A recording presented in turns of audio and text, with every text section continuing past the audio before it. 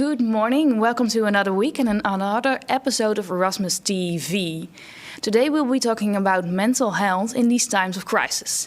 With me is Jingli Gao, president of the Chinese Student Association here at the university. And you actually contacted us before to talk about how students with an Asian background are being treated differently in these times. How are you seeing the circumstances? Well, good morning. I must say nowadays I'm relatively good, I would say. Of course, everyone's living in quite bizarre circumstances, but I would say we have to try our best to make the best out of it. And looking at the other side of the table is Debra Young, confidential counselor, and of course working at the Erasmus MC as a contract manager. Students and members of staff can reach out to you. Yeah, that's correct. How busy are you? Well, as a confidential counselor, not too busy, but I'm still in function, so everybody can keep calling or emailing. And at the hospital, I'm very, very busy because we're trying to find personal protection resources for everybody to keep working. And, well, everything is corona, but I still want to emphasize that everybody can still keep calling and mailing. And my email box has exploded these days.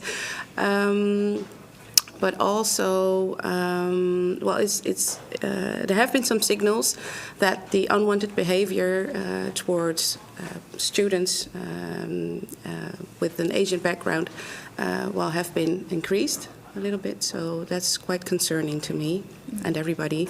So, yeah.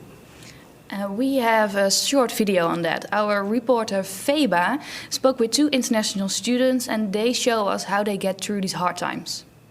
So my name is Yixuan. I'm the third year MySoc student of Erasmus University and I'm from the south of China.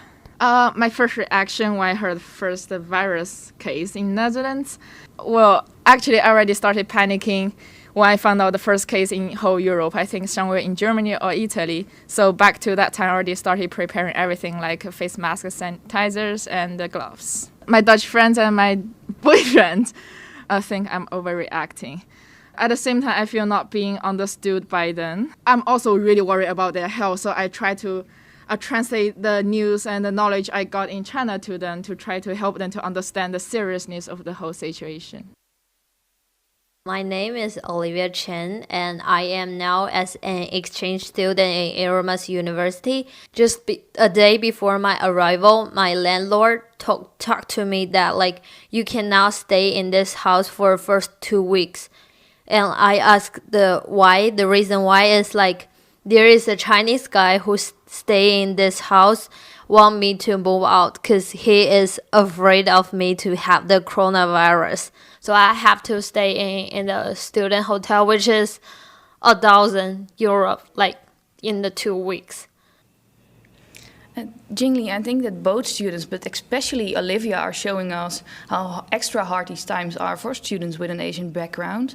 Do you have the same experience? Do you hear a lot from your members? Yeah, so I of course have both Chinese friends and Dutch Chinese friends. Of course they are the same, they're both Persian, but indeed, not an extreme case like Olivia, but in general we experience that Asians might be treated a bit differently because people are just a bit scared of the whole situation, and somehow they link the virus to the Asian-looking people. But I would say, of course, everyone wants to be safe. And the first example, for example, my girlfriend is also from China, so she was also quite early in the stage. And the most important thing is actually be safe, ensure that you're safe. So if you are actually being discriminated against, for example, such cases, make sure that you actually take measures to ensure your own safety, but also, as Ms. Young told us, also the safety of your surroundings, so your parents and your elderly or grandparents, since they are more vulnerable to the virus. But next to that, definitely don't just let it happen if you get discriminated against. You should take initiative. If you don't take initiative, then no one will basically know and there won't be a signal. For example, you can contact the confidential counselor. So I would say 2 things, safety and take initiative. Yeah. You grew up here in the Netherlands, so you have been living here your whole life. Do you see different behavior since the coronavirus? I think the most common case would be, for example, when I go to the supermarket, then there will be people calling you names. That's the most important, like the most obvious example. Names like calling you coronavirus or things like that. Or they just start coughing in your face on purpose. Oh, really? Yeah, so that's really something you shouldn't accept. So definitely report it, find help if you really are bothered by it, since basically you're not alone, I would say. Deborah, what would you recommend to students or perhaps even members of staff who experience unwanted behavior like this? Yeah, well, you should report it to stop it, because otherwise, if you don't report it, nobody will know.